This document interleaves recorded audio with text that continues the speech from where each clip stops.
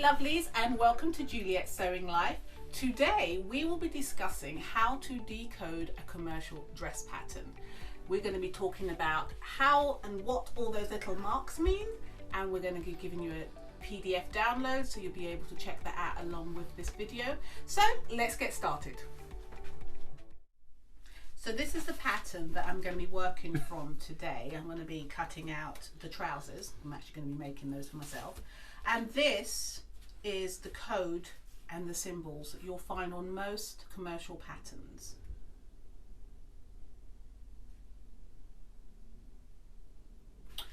I'm going to be taking you through steps 1 to 23, and I'm going to show you and also give you examples of exactly what they mean. So that will really help you to understand what they mean when you come to the other part of the pattern, because that's when you're going to see them come to life. So you really do need to know that before you even open the pattern. And I must say that when I first started making clothes, I just looked at that and said, I don't understand it. And I literally just went, right, I'm doing this. I cut them out and I just got going. But when I did that, it was a really long learning curve, because by the time I got to something like where the waistbands were, it was all about notches and things like that. I didn't really understand what they meant. I just sort of like fudged it. Worked out fine, but that's not the way we want to go. We want to really know what these things mean, and I'm going to teach you them today.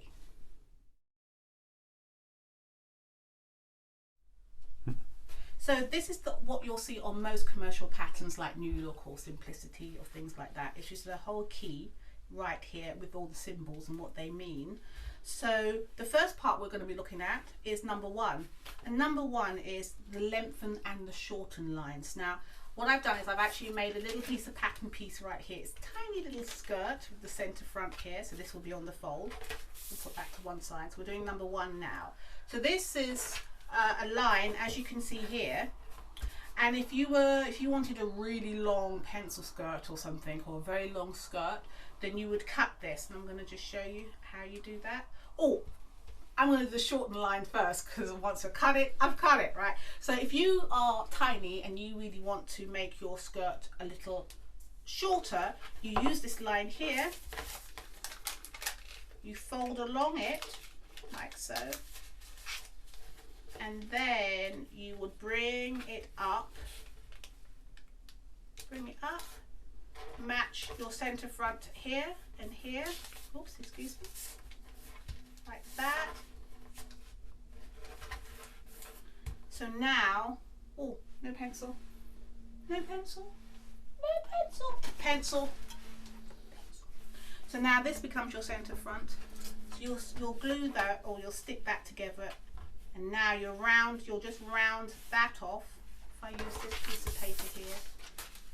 So you put that on another piece of paper, stick that down, and right here you would round it off. So you'd cut, in effect, another pattern piece, or just that little piece, and stick it on. And now you've got a full skirt. Now let's do it if you wanted to lengthen it. Now we open it out again. Now we're going to cut the line on the line. We're going to ignore that center front because we want to lengthen it. So now you put it on a separate piece of tissue paper or extra piece of tissue paper. You would stick this down and you'd stick that down, and then this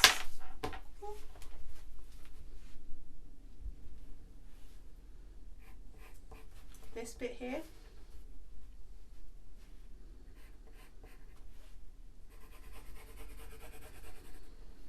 that would be the bit that's right here in the shade, and you just lengthened your skirt. So that is the lengthening and the shortening lines. That's number 1 and number 2. Okay, and now we move on to the grain line. Now in sewing and dressmaking, the grain line is God. You cannot buck that unless you want a bias cut. That's perfect, but if you want it to hang correctly, you must obey the grain line. So where is the grain line? So on my little mock thing here, we have these lines that run across here.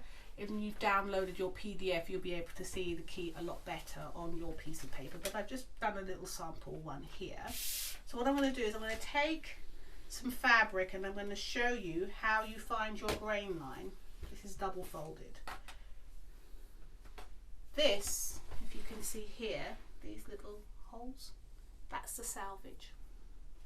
Now this is what you'll find on your pattern, and it will say selvages, and then you'll see the line here, which is your grain line.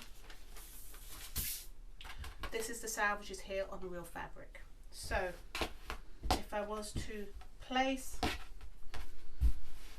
that selvage in the shop, our mock pattern, and on the selvage I would make sure that this line here is exactly straight on either side, the same amount on either side on my selvages lining up there. That's how you know you've got the straighter grain. Okay, so that's how you find your grain line. Okay, and we're moving on to number 4, which is the fold line. And as you can see on your downloaded PDF, you'll see that it's got the little 2 little arrows that are facing down. Here on my little sample, I put it here. It's always on a flat or a straight line, and it's a fold that goes like this. So I'm just going to show you on this little fat quarter, because it's a lot easier to wield than that big fabric. So selvages are at the top here. This is your selvages here, and this is the fold. So it's been folded over just like this, just like that, straight over. And then you would place your fold lines on the fold, and then you'd cut around like so.